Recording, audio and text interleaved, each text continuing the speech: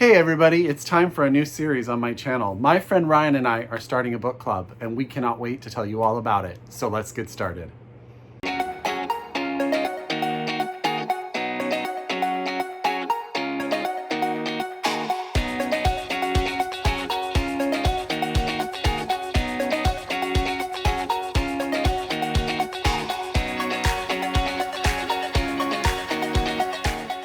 Okay.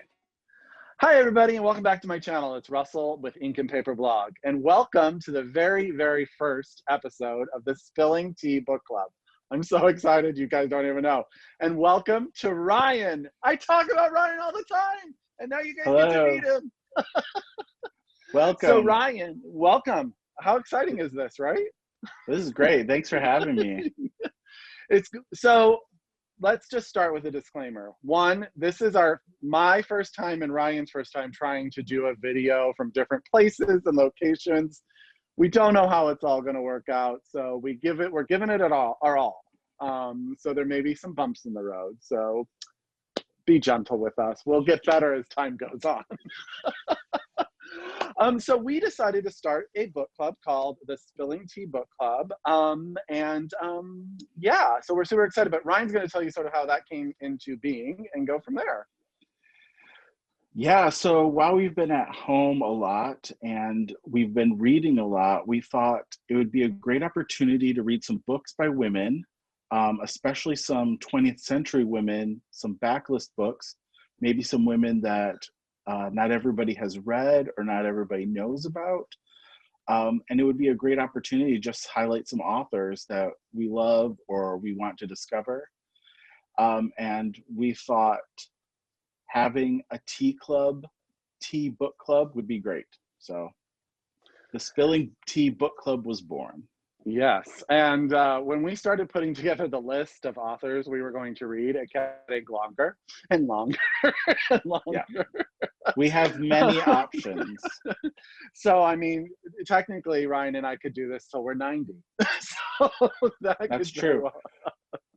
Let's keep this going for 50 years. We will be very professional in our 90s.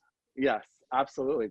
I can't even imagine what it would look like then. That'd be super fun. But well, it would probably have aliens, but until then, we're going to keep it nice and polite, and we're going to celebrate some women authors. Yes, and we are going to do our best not to spoil anything. We're going to try to talk about our feelings, the plot a little bit, but we're going to try to keep it so that if you haven't read it, that you can watch this video as well, and hopefully it will entice you to read the book. So, well, first book. What was our first book? What did we decide to start with? We read A Glass of Blessings by perhaps our patron saint, Barbara Pym. Yes, yes. Now, Ryan and I are both huge Barbara Pym fans, but just in case you don't know who Barbara Pym is, which will sadden both of our hearts, but we're here to educate. Barbara Pym was born in England in 1913. She lived till about 1980, I think. She died fairly young, actually, from cancer.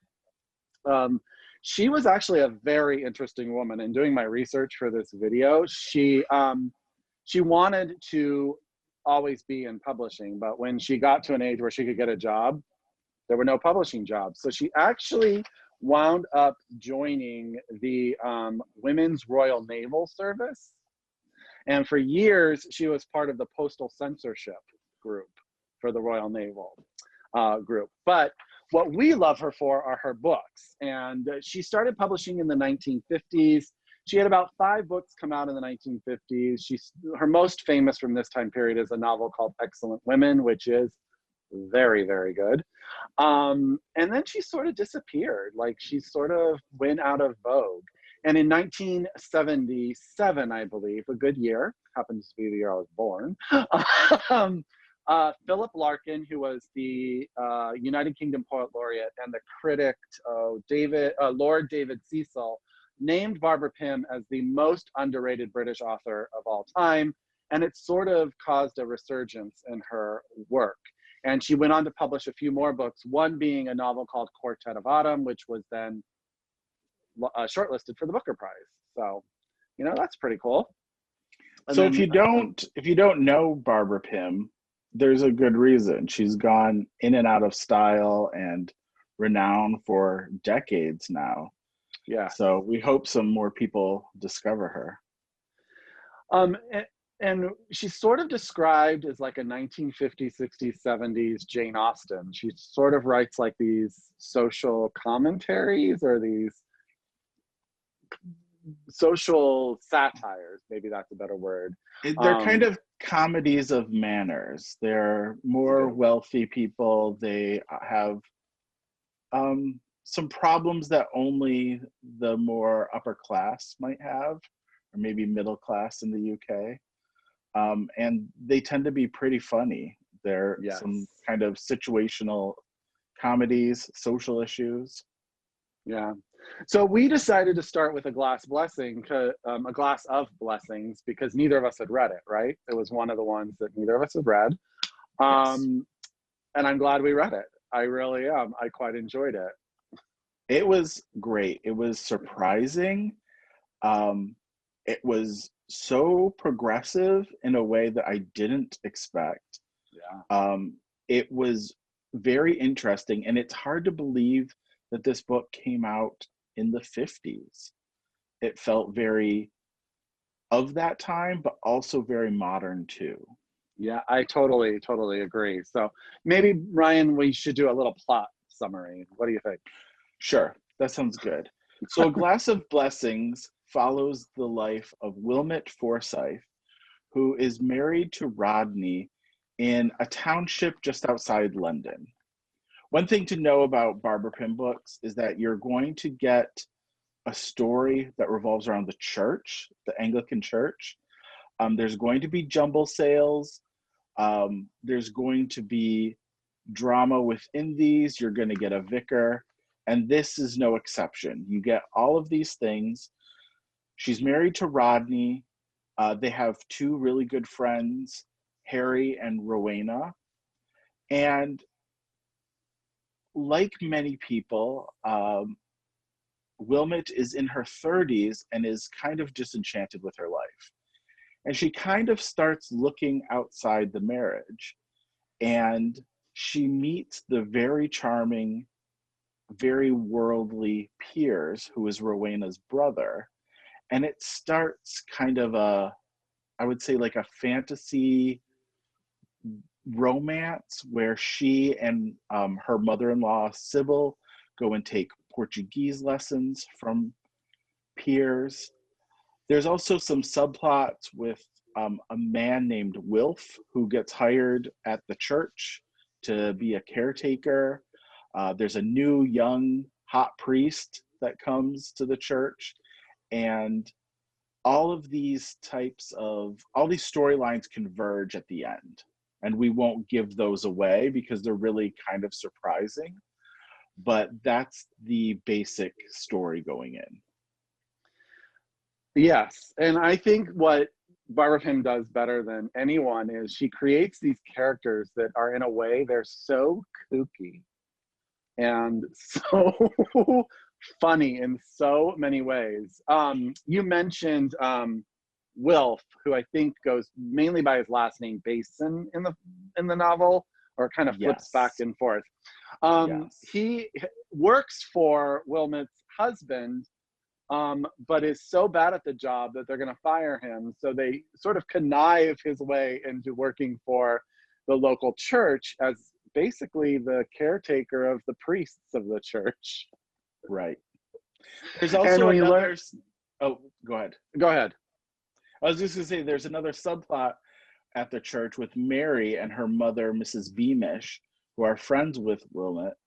And there is some more drama there with the priests and the new priest and the existing priests.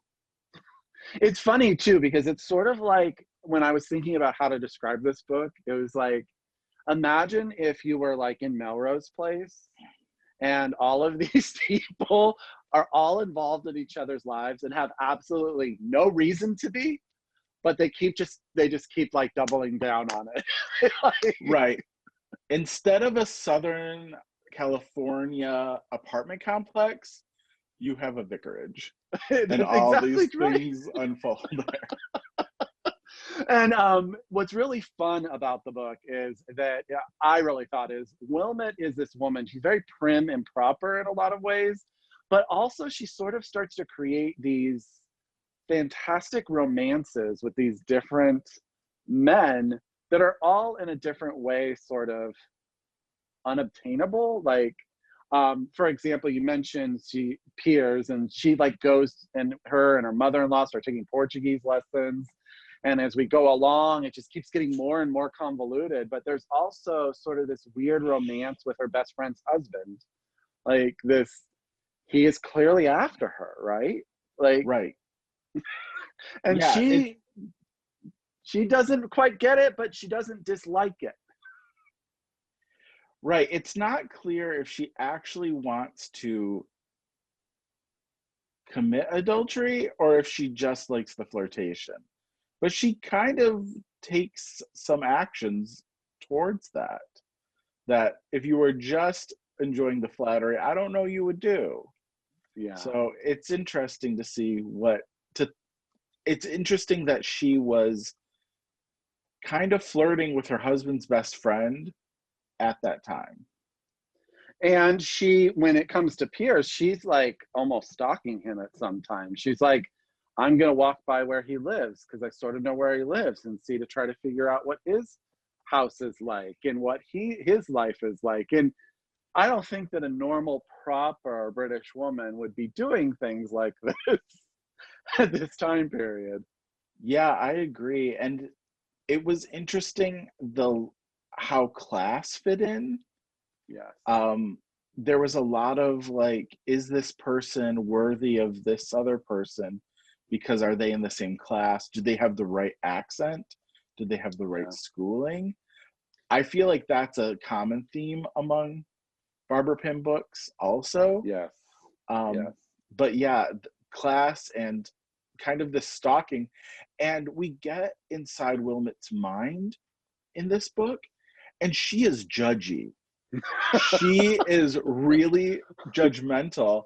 And you get these like unedited thoughts from her about Yes. how people look, how people dress, how messy their houses are. She is telling it to you. She is spilling the tea on all these people, which is makes it a Absolutely. great first book for us. Yes. Well, so speaking of which, so Wilmot is actually the only member of her household that actually goes to church, right? Right. Her husband is not religious, her mother-in-law is not religious, but there was a line. She is very judgy. Ryan is right. Even still to the church, there was a line that I thought was hilarious and so cutting when she talked about the church and priests. She said, I wonder whether many men, perhaps the clergy especially, went about cajoling and bullying women into being the answer to prayer. And I thought, well, that is a harsh way to look at the religion that she's very committed to. And I was like, There, well, she doesn't pull any punches, Wilmot. not at all. And I would say that we're in the 50s up until like, well, let's say the mid 50s. And we have certain expectations about women and their roles and feminism at that time.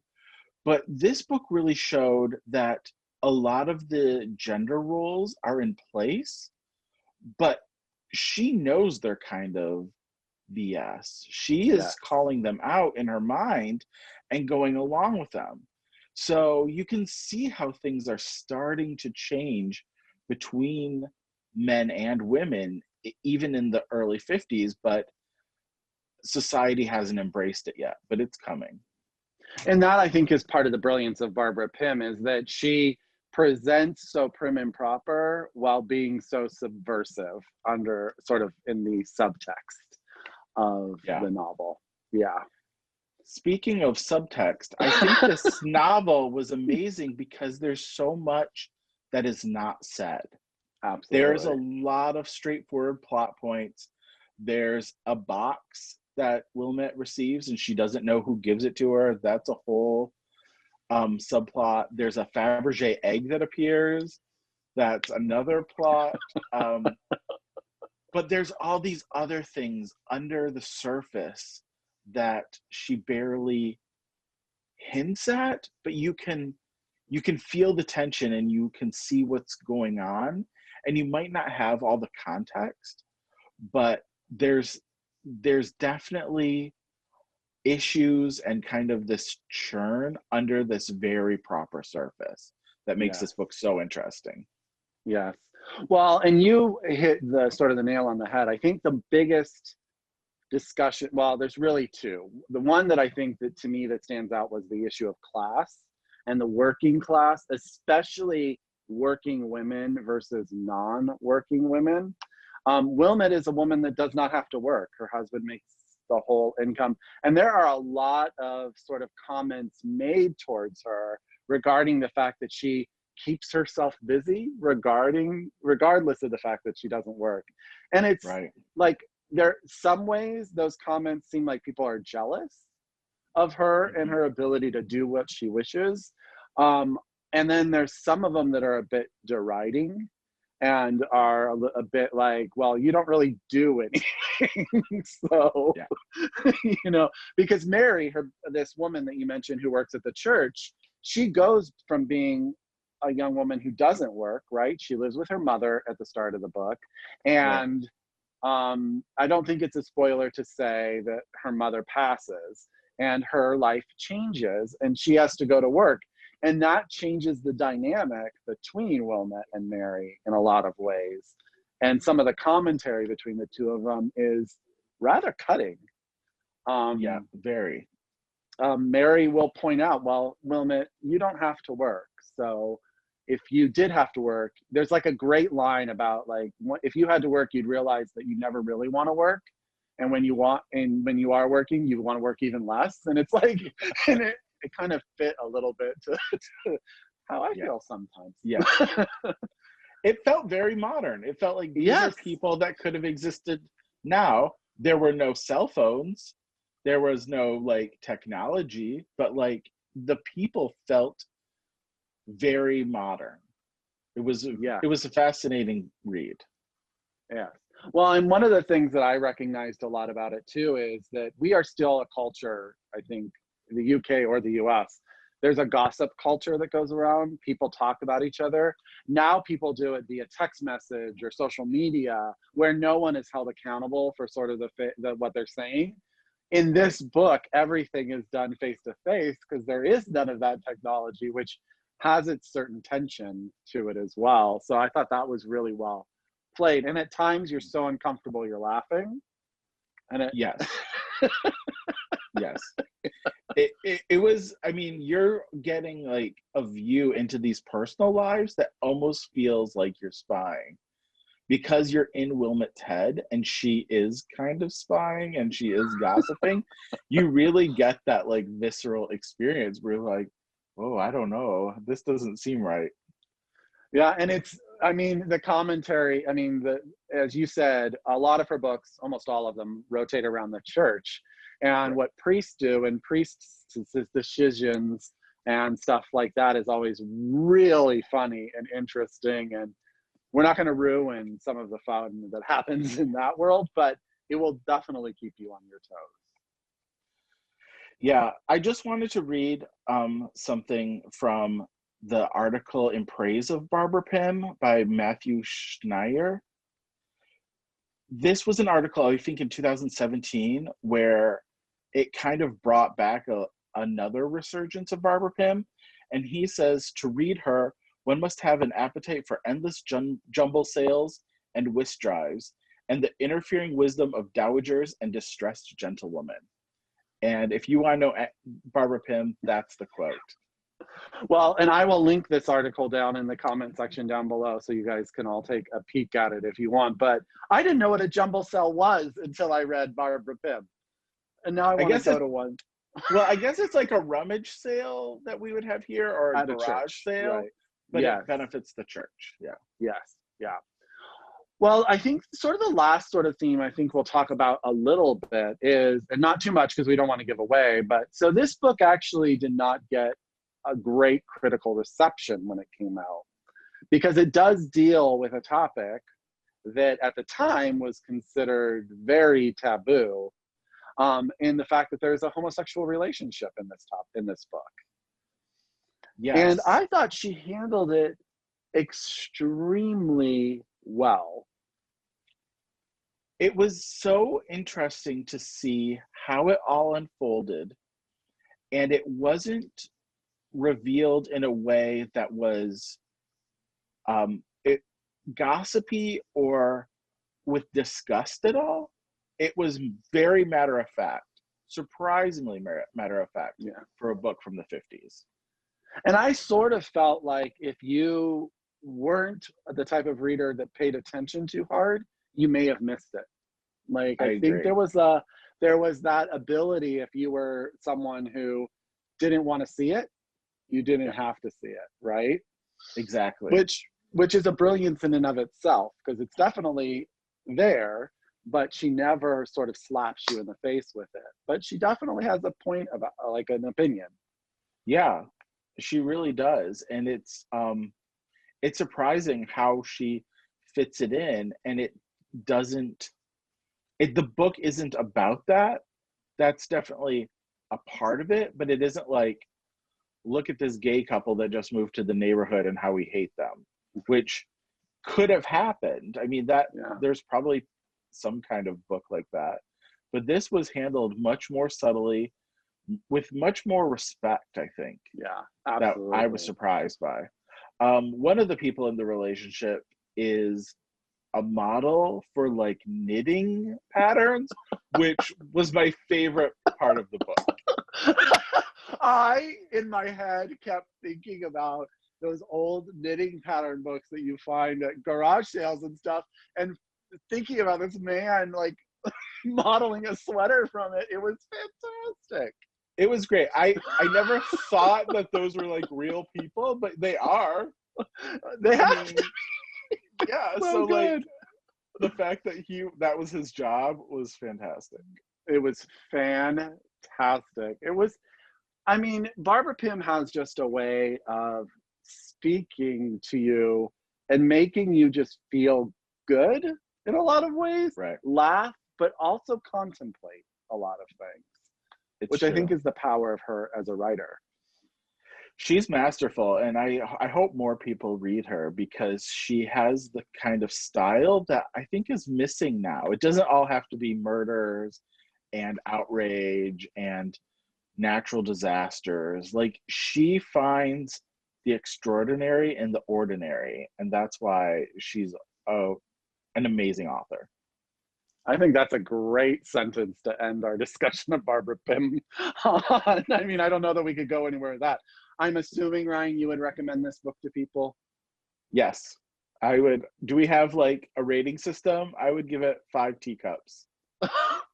I'm 5 teacups as well. I think that's an excellent system. So we want to talk a little bit about how the book club is going to work here at the end. So Ryan and I are going to read a book every month or so, and we're going to do a video together like this. And then we are also going to host a Zoom book club. So if you are interested in reading the book and joining the book club, please email Ryan at, Ryan, what's your email? What email do we want to use? You can email me at thischarmingrant@icloud.com. That's my weekly newsletter that I send. We were just going to get there. That's awesome. If you want to, you can also email me at russell@inkandpaperblog.com. Either of those emails will work. We can try to get them to Ryan. He will be putting together, and you will get a Zoom invitation actually from us. It will actually come from my husband because we have a shared account. But we'll be putting that on at the end of every month after we read the book so that we can all discuss the book in a Zoom call. Yes. And we're going to be putting that together. So we're still working on it a little bit, and we want to announce our next book. Do we want to do that? I think we should. So I know independent bookstores are shipping, and sometimes it can take a little while with the postal service, so order your book now. Yes. And the next book we're reading, and I really should have pulled it from my shelf, and that was what I should have done, and I'm going to do that, and this is going to look all sort of hunky-dory here. Okay, there we go. The next book club we're going to be reading is Listening Valley by D.E. Stevenson. Let me see if I can hold that up there for you guys for that. So get your copy now, order it, see if your library has it digitally, if that is the kind of reader you are and you use your library. Also see if we can, if you want to order it from your local independent bookstore and or using bookshop.org.com. Is that what it's called? Bookshop.org. Bookshop.org, which supports local independent bookstores across the United States. I'll link all of this down below in the description box. So, Ryan, where can people find you? I know you mentioned this charming rant. Yeah, I have a weekly newsletter called This Charming Rant that I just have recommendations about books I'm reading and TV shows. You can find me there. My website address is ryanledman.com. And that's where I just put a bunch of stuff. So you can check and me you out can there. find him on Instagram at mybookshelf.